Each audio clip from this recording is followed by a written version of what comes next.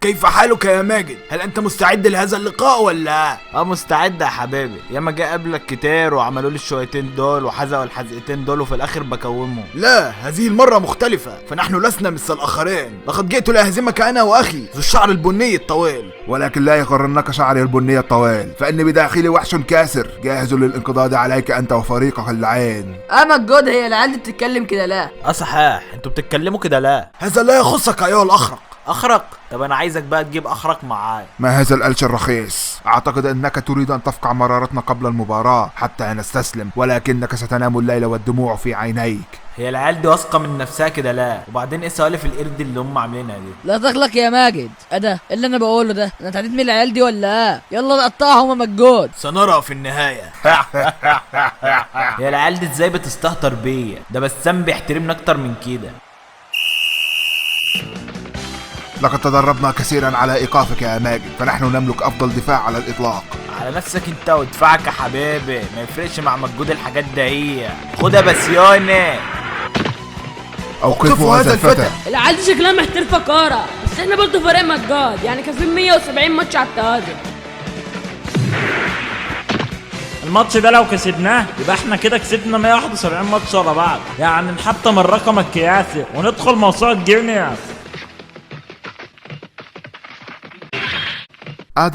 تحركوا ولا تدعوه يمر. انا لازم اسيب بصمه في الماتش ده، لازم احس ان ليا لازمه في الفريق. ما تأننش يا وبطل جري، انت مش ماشي في طرقة بيتكو. ما لكم لا تتحركون؟ هل أنتم مشلولون؟ إنهم في منطقة الخطر، فلا تسمحوا لهم بالتهديف. ده ماجد بيبصيلي الكرة قدام الجون، انا ما بعرفش اجيب الجوان، انا هديله الكرة تاني. ها هو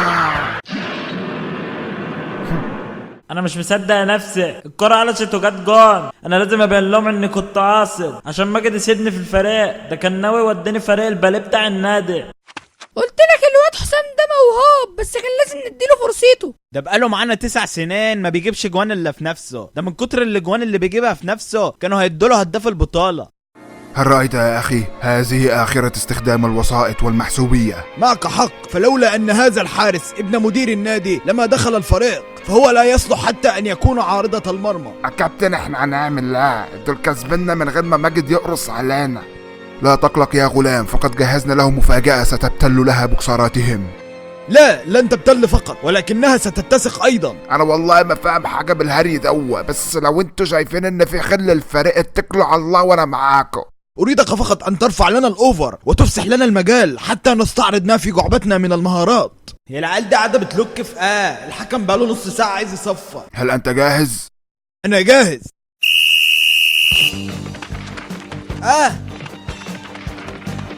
ما تهزها شوية يا عمار. اهز ما تلم لسانك يا مجود. أنت بترد عليا ولما لسوعك بعد الماتش. خلاص يا رجالة، بالله ده شيطان ودخل ما بينكم. العيال التوينز دول عايزين نلعب لهم اوفر، ده انا ما بعرفش اعملها في البلاي ستيشن. هو طوح الكرة كده لا؟ لقد جاء دورنا يا اخي. قشطة ولا ده السيرك الروسي ده ولا؟ هيا بنا.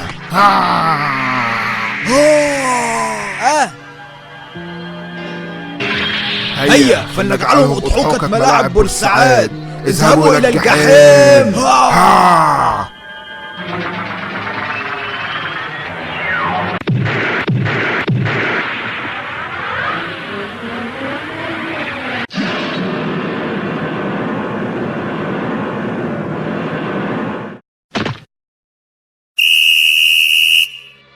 يا ولاد اللذانة، الجن الفظيع ده، العيال دي بتلعب جمباز ولا؟